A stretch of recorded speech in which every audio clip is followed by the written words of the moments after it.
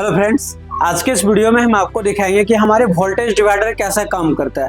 तो आप जब भी अपने टीवी रिपेयरिंग या फिर लैपटॉप रिपेयरिंग करते हैं तो वहाँ पे डिवाइडर लगा हुआ ही होता है। तो ये डिवाइडर कैसे वर्क करता है, इसका क्या फॉर्मूला होता है, कैसे कैलकुलेट करके आप निकाल सकते हैं कि आउटपुट कितना होगा।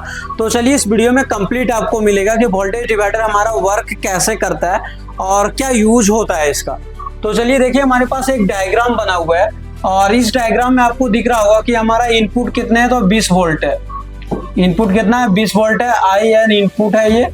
और दूसरा हमारा एक R1 है, ये रजिस्टर है 10 किलो ओम का। R2 है 10 किलो ओम का। और एक रजिस्टर जो R2 है वो हमारा क्या है, इसका दूसरा टर्मिनल ग्राउंड है।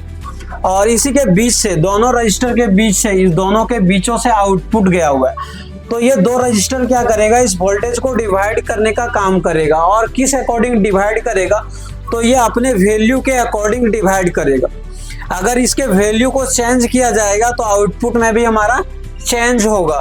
तो जितने जो रेजिस्टेंस होता है उसके अकॉर्डिंग ये अपने जो वोल्टेज होता है उसे डिवाइड करने का काम करेगा। चलिए काम कैसे करता है इसको देखते हैं। इसके लिए हमारे पास एक फॉर्मूला होता है V आउट बराबर, क्योंकि हमें आउटपुट निकालना होता है। इनपुट दिया है R1 और R2 का वैल्यू दिया हुआ होता है। आप जो अपने स्कीमेटिक को देखोगे तो यहाँ पे हमारा रजिस्टर का वैल्यू दिया हुआ होता है। इनपुट कितना होता है वो आपको पता होता है।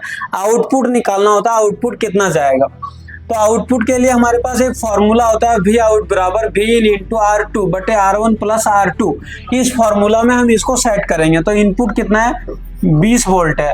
और इंटू हमारा R2 कितना है, तो 10 किलो ओम है, तो 10 सेट कर दिए। और बटे 10 प्लस 10 आ जाएगा। तो कितना आ जाएगा, यहाँ पे हमारा 200/20। इसको अगर कट करेंगे तो आ जाएगा 10 वोल्ट। मतलब अगर आप यहाँ पे देखोगे तो यहाँ पे कितना मिलेगा, 10 वोल्ट। ठीक है, इनपुट कितना हो रहा था, 20 वोल्ट। और R1 और R2 10 kilo ohm, 10 kilo ohm का सेम अगर वैल्यू का रहता है। इसमें कॉन्सेप्ट भी होता है कि अगर R1 और R2 हमारा सेम वैल्यू का है तो जो हमारा आउटपुट होगा वो इनपुट का हाफ होगा। अगर हम इसे चेंज कर देंगे तो अभी क्या होगा, अगर चेंज करते हैं तो हमारा आउटपुट भी चेंज हो जाएगा। तो अगर आप इसे चेंज करेंगे, R1 और R2 की जगह कुछ और वैल्यू रखते हैं तो आपका आउटपुट भी चेंज हो जाएगा। इस वोल्टेज डिवाइडर का यूज कहाँ पे किया जाता है, तो जहाँ कहीं भी तुरंत वोल्टेज को ड्रॉप करना होता है, कम करना होता है, वहाँ पे इस वोल्टेज डिवाइडर का यूज किया जाता है।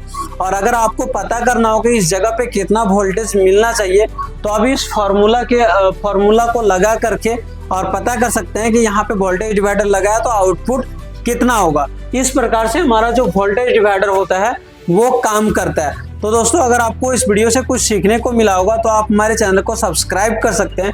और अगर आप laptop repairing, mobile repairing, TV repairing सीखना चाहते हैं तो आप हमारे SMTC धनबाद को ज्वाइन कर सकते हैं।